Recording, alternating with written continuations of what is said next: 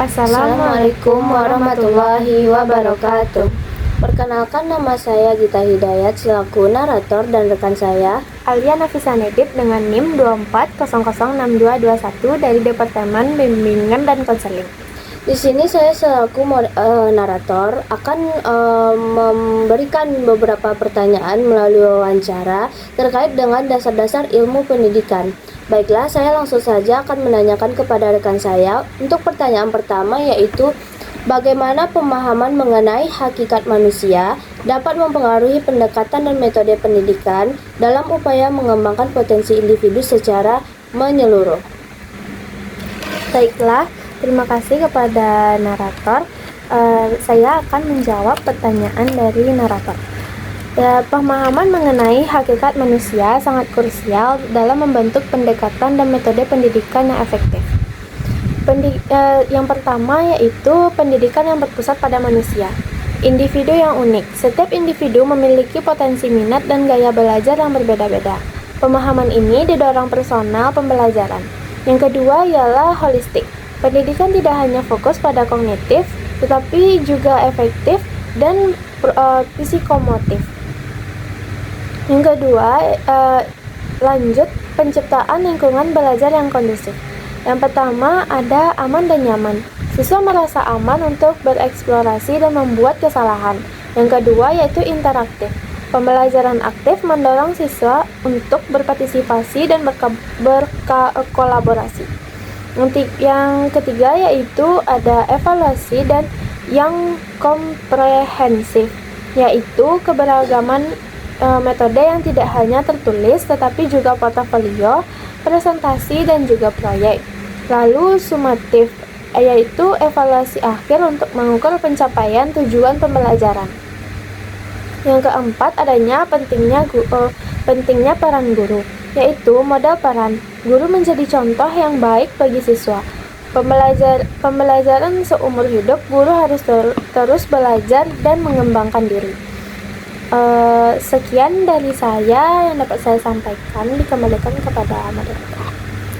Baik, terima kasih atas jawaban yang diberikan oleh narasumber. Jadi dapat kita ketahui bahwa hakikat manusia dapat mempengaruhi pendekatan dan metode pendidikan dalam upaya mengembangkan potensi individu secara menyeluruh karena dipengaruhi oleh adanya individu yang unik, model pembelajaran yang interaktif, dan juga peran guru yang memberikan contoh yang baik terhadap siswanya. Oke, lanjut untuk pertanyaan yang kedua. Bagaimana prinsip pendidikan seperti Tutwuri Handayani dan kemandirian dalam belajar diterapkan dalam praktik pendidikan? Baiklah, saya akan menjawab pertanyaan dari narator. Tentang prinsip-prinsip pendidikan seperti Tutwuri Handayani dan kemandirian dalam belajar yang diterapkan dalam praktik pendidikan. Yang pertama yaitu penerapan prinsip Tutwuri Handayani, yaitu memberikan ruang untuk berkembang. Guru memberikan kesempatan berbeda kepada siswa untuk mengeksplorasikan ide-ide dan minat mereka sendiri. Bimbingan dari belakang. Guru tidak bertindak sebagai fasilitator dan memberikan dukungan dan bimbingan ketika siswa mengalami kesulitan, bukan memaksa pendapat. Menjadi teladan. Guru menjadi contoh yang baik bagi siswa dalam hal perilaku, sikap, dan juga semangat belajar. Yang kedua, menerapkan prinsip kemandirian dalam belajar, yaitu pembelajaran aktif bagi siswa yang didorong untuk terlibat aktif dalam proses pembelajaran, seperti diskusi, proyek, dan juga eksperimen. Penilaian autentik. Penilaian tidak hanya berfokus pada hafalan, tetapi juga pada kemampuan siswa dalam menerapkan pengetahuan dan keterampilan. Pembelajaran yang mandiri. Siswa tidak dilatih untuk belajar secara mandiri, misalnya dengan memanfaatkan berbagai sumber belajar. Contoh yang dapat diterapkan dalam praktik ini yaitu pembelajaran proyek. Siswa dapat memberikan proyek yang menantang untuk diselesaikan secara mandiri atau berkelompok. Guru berperan sebagai fasilitator, memberikan arahan dan juga dukungan. Diskusi kelas. Guru menciptakan suasana kelas yang terbuka, di mana siswa dapat tukar pikiran dan juga bertukar pendapat.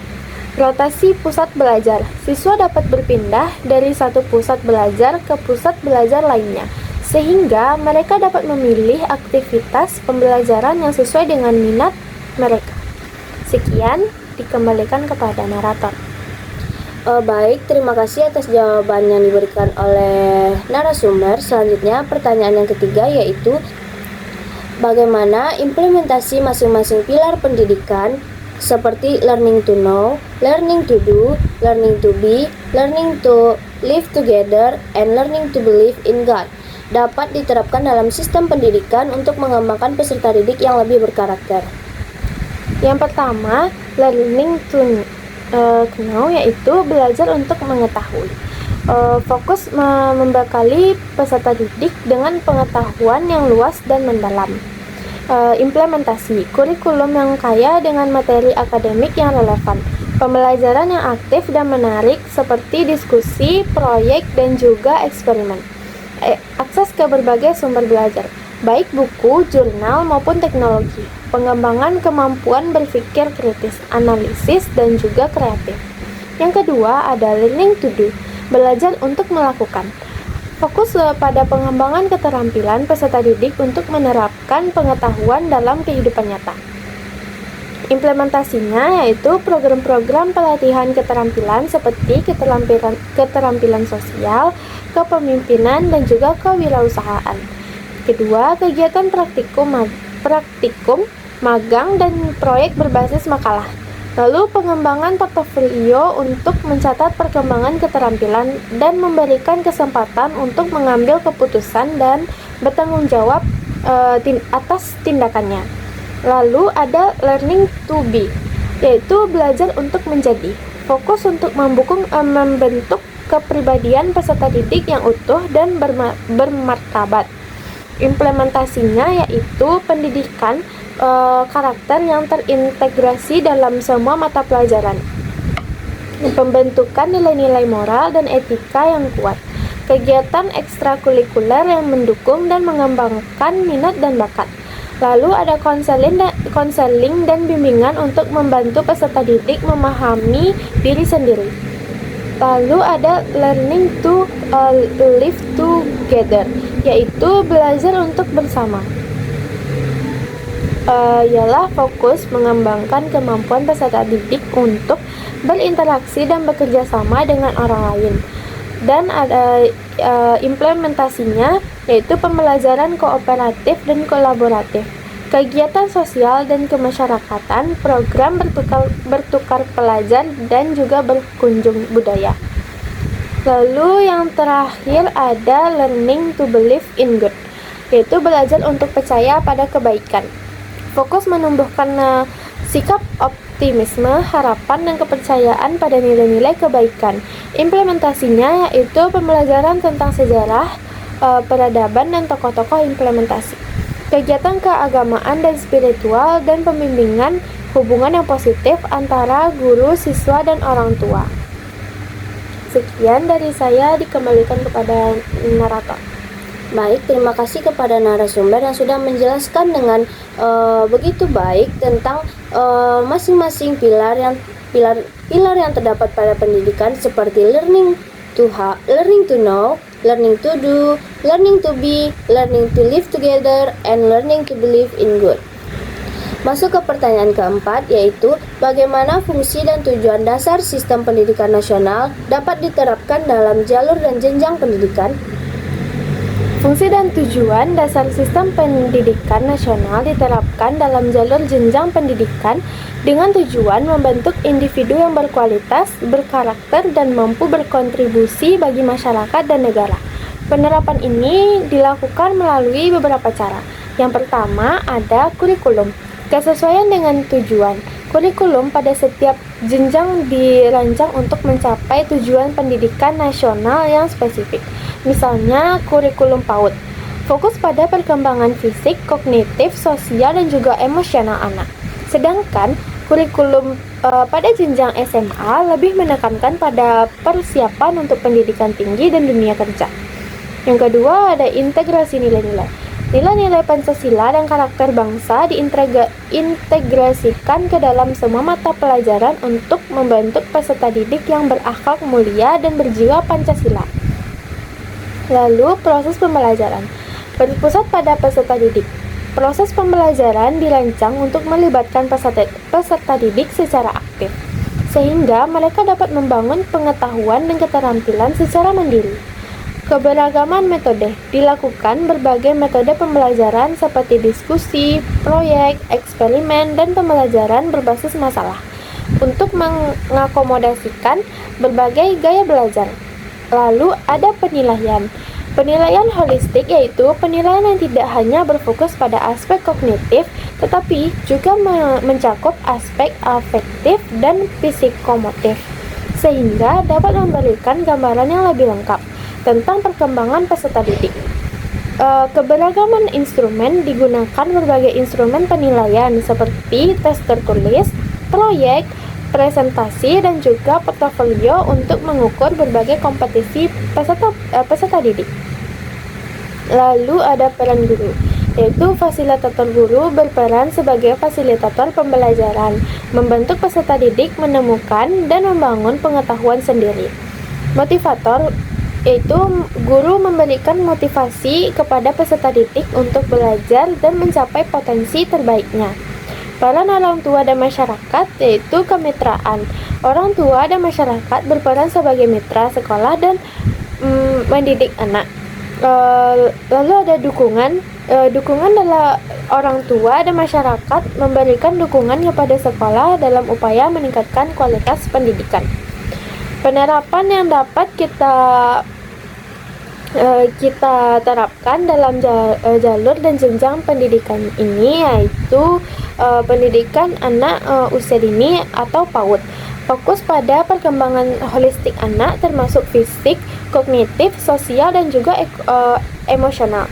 Lalu pendidikan dasar SMP dan SD dan SMP yaitu menekankan pada pembentukan fondasi pengetahuan dan keterampilan dasar serta pengembangan karakter. Lalu ada pendidikan menengah SMA maupun SMK, yaitu mempersiapkan peserta didik untuk melanjutkan pendidikan ke perguruan tinggi atau memasuki dunia kerja. Lalu ada pendidikan tinggi, yaitu mengembangkan kemampuan berpikir kritis, analitis, dan kreatif, serta membekali peserta didik dalam mengetahui dan keterampilan yang relevan dalam bidang studinya. Sekian dari saya, dikembalikan kepada narator. Terima kasih atas jawaban yang diberikan oleh narasumber yang begitu lengkap dan dijelaskan secara mendetail. Kita lanjut ke pertanyaan terakhir, yaitu pertanyaan nomor 5. Pertanyaan yang terakhir yaitu bagaimana setiap komponen dalam sistem pendidikan seperti tujuan, pendidik, peserta didik, dan metode saling mendukung untuk mencapai hasil pendidikan yang berkualitas. Baiklah, saya akan menjawab pertanyaan dari narator tentang sistem pendidikan. Sistem pendidikan adalah sebuah ekosistem yang kompleks di setiap komponen saling berinteraksi dan mempengaruhi satu sama lain. Agar dapat menghasilkan lulusan yang berkualitas, komponen-komponen ini harus bekerja secara sinergis. Yaitu tujuan pendidikan. Tujuan pendidikan sebagai kompas, yaitu tujuan pendidikan yang menjadi semacam kompas yang memandu seluruh aktivitas pembelajaran.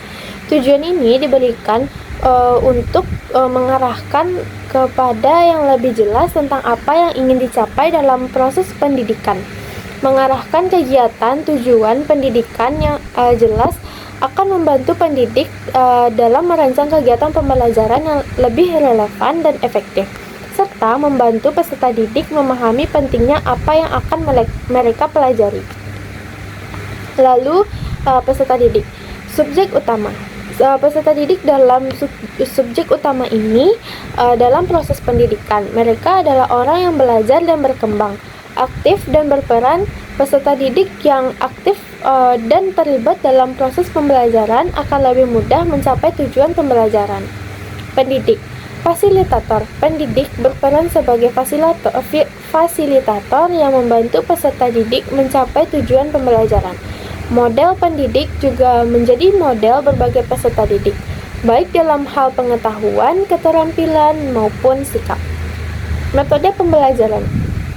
Alat untuk mencapai tujuan.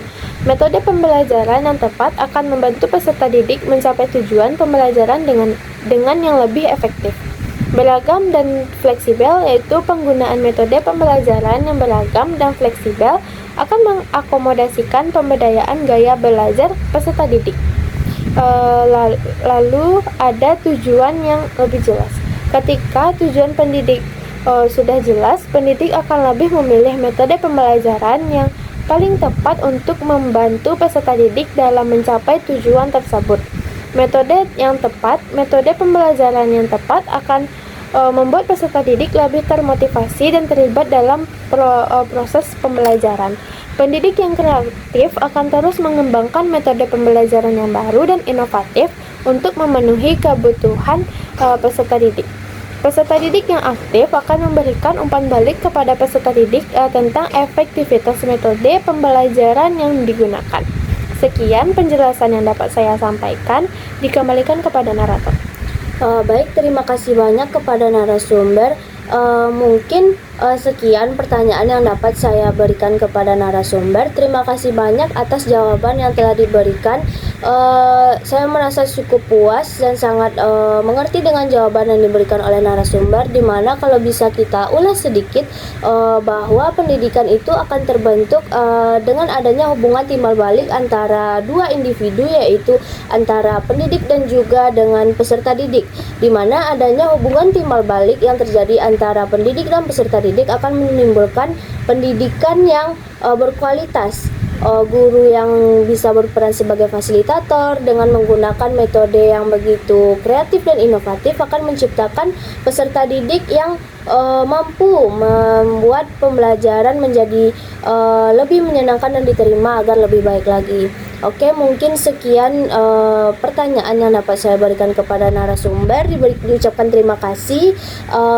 Jika ada kesalahan kata kami mohon maaf. Kami akhiri dengan Assalamualaikum warahmatullahi wabarakatuh.